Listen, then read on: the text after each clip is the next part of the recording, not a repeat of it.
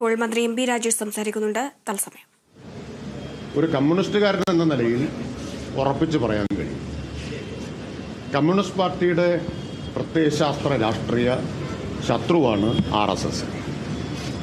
RSS ആണെങ്കിൽ വിലയിരുത്തിയിട്ടുള്ളത് അവർ വിഭാവനം ചെയ്യുന്ന മതരാഷ്ട്രത്തിൻ്റെ 3 ആഭ്യന്തര ശത്രുക്കളിൽ ഒന്നാണ് കമ്മ്യൂണിസ്റ്റുകാരെന്നതാണ്. അതുകൊണ്ട് കമ്മ്യൂണിസ്റ്റ് പാർട്ടിക്ക് RSSുമായിട്ടുള്ള രാഷ്ട്രീയവും പ്രത്യയശാസ്ത്രപരവുമായിട്ടുള്ള എതിർപ്പ് അത് ഞങ്ങൾക്ക് ശക്തമായി തന്നെ ഉറപ്പിച്ച് തന്നെ എക്കാലത്തും പറയാൻ പറ്റും.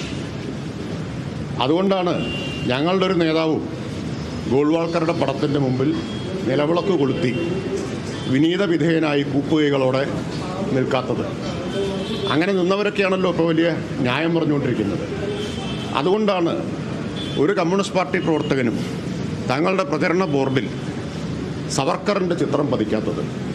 അപ്പോൾ ആ വ്യത്യാസം കമ്മ്യൂണിസ്റ്റുകാരും മറ്റുള്ളവരും തമ്മിലുണ്ട്. കമ്മ്യൂണിസ്റ്റ് സർക്കാർ ഭരിക്കുന്ന സമയത്ത് ADGP CPM നേതാവല്ലെന്നേ. എത്രയോ ഉദ്യോഗസ്ഥന്മാർ നോക്കൂ, അല്ല എത്രയോ ഉദ്യോഗസ്ഥരുണ്ട്.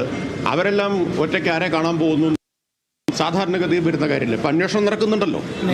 ഇത് ഞാൻ ചോദിക്കുന്നത്, ഇപ്പോൾ കേരളത്തിലൊരു കോൺഗ്രസ് നേതാവ് RSS അജണ്ട നടപ്പാക്കുന്ന ആളുടെ സേവനം തുറന്നും വേണം എന്ന് പറഞ്ഞു. ഒരു ചർച്ചയില്ലല്ലോ, ഒരു വിവാദമില്ലല്ലോ. അത് വളരെ സ്വീകാര്യമായിട്ടുള്ള കാര്യമല്ലേ?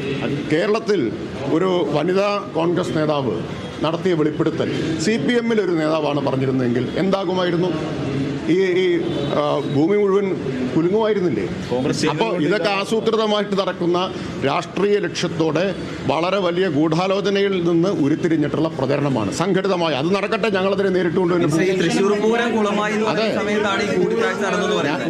അല്ല, ഞാൻ പറഞ്ഞത് ആരെങ്കിലും പോയി കണ്ടിട്ടുണ്ടെങ്കിൽ ആ കാര്യങ്ങളെല്ലാം ഈ അന്വേഷണത്തിൽ വരുന്നുണ്ട്. പക്ഷേ ഒരു കാര്യം ഓർക്കണം, മുഖ്യമന്ത്രിയുടെ തലയ്ക്ക് 2 കോടി വിലയിട്ടത് RSS ആണ്.